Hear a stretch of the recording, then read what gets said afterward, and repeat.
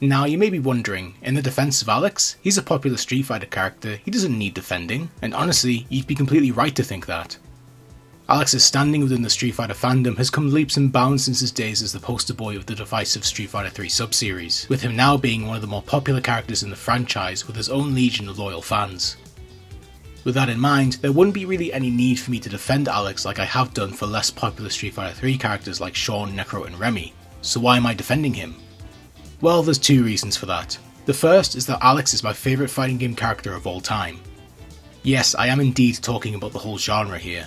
I go on about Sean and other characters like Tekken's Jin Kazama, but my true fighting game love is Alex, and I really don't see that changing anytime soon. And seeing as this is a very late video to celebrate me hitting 10,000 subscribers on YouTube, I wanted to do a video on a character that means a lot to me. Secondly is that I'm not really going to be defending Alex as a character in this video. As I said earlier, he's a well-liked character and people know who Alex is and why people like him so much. Rather, this video is going to be me defending Alex as a protagonist of the Street Fighter series, which I now realise is a much harder task than just saying why I think Alex is cool. Before we get into that though, let's talk about Alex himself. A young wrestler from New York, Alex promptly enters the crazy world of street fighting after his adopted father Tom is beaten into a coma by Gil, the main villain of the Street Fighter 3 games. This setup is what catapults Alex into the glitz and glamour of the fated role of protagonist, a role that is now shared by multiple characters, but at the time of Street Fighter 3 New Generation's release in 1997 was the first time the main role had been given to someone that wasn't video game icon Ryu. This was a big change for the series, as Ryu had been the focal point of multiple games at this point, so the passing of the torch was not going to be an easy one. Add on the fact that New Generation was a critical and commercial failure upon release and never really got a footing following its subsequent updates, passing on the torch was seemingly impossible. Was this totally Alex's fault though?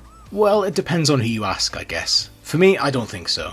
New Generation had many problems, from its roster to its gameplay to the hardware it was running on, but I can't imagine Alex's role as the new series protagonist being the straw that broke the camel's back for Street Fighter fans at the time, but rather a part of the overall puzzle that led to its failure.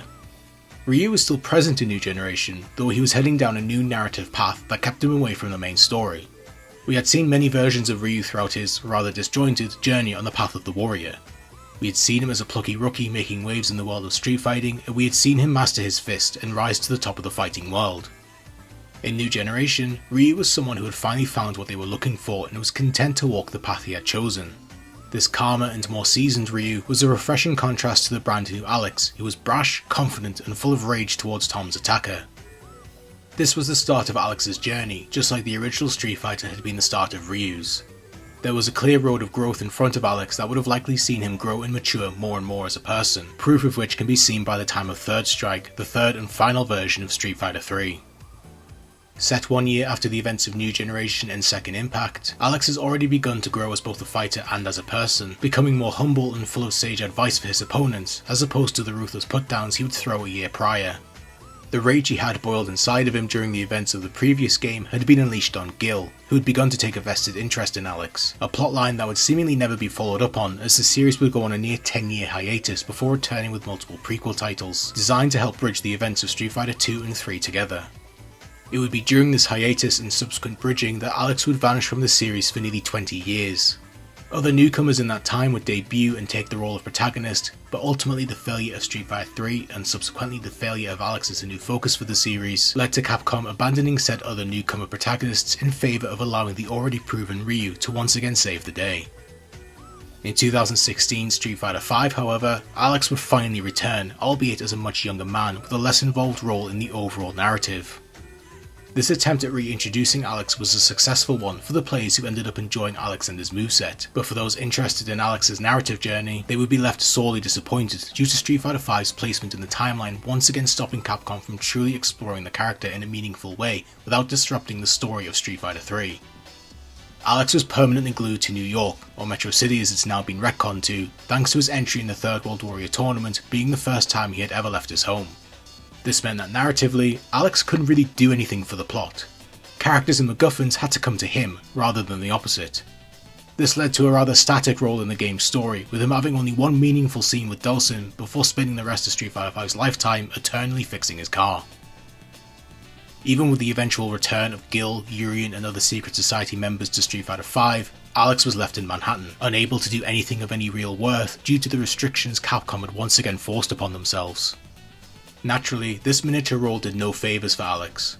Capcom had given new players to the series that had missed out on Street Fighter 3 no reason to believe Alex was ever the future leader of the next generation of Street Fighter.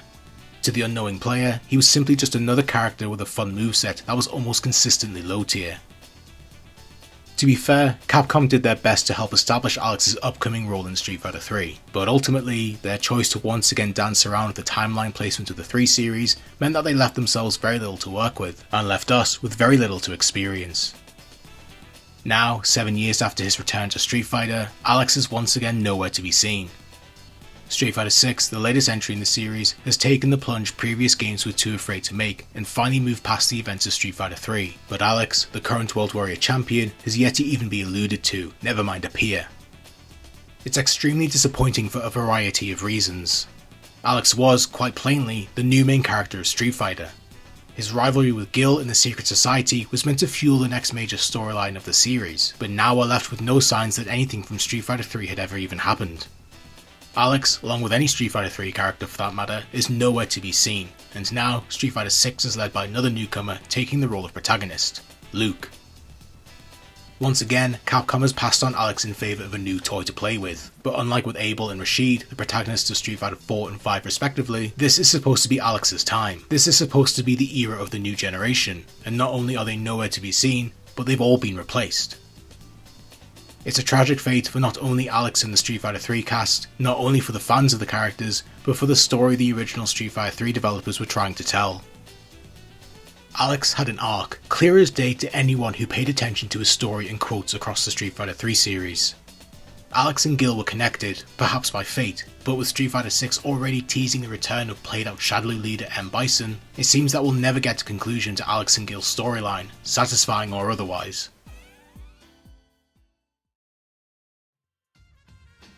This video has ended up being a bummer, which is a shame because Alex is a character that's worth celebrating.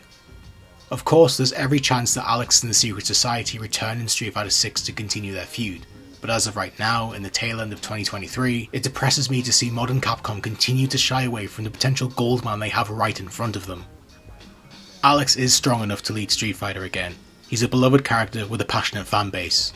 He's a memorable part of the Street Fighter roster and deserves another shot in the spotlight that Capcom took away from him in 2016. But hey, even if Capcom never touched Alex again, even if we were never to see a hint of him throughout Street Fighter 6's life, we will always have Street Fighter 3.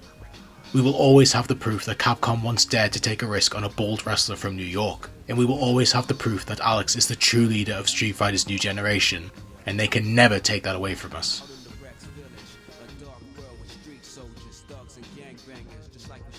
Thank you all for watching, and thank you all so much for 10,000 subscribers. I hope I can continue to make content that appeals and speaks to all of you as it does for me. I've had so much fun making these videos, and I have no plans to stop anytime soon. Thank you all so much, and I'll see you next time. Goodbye.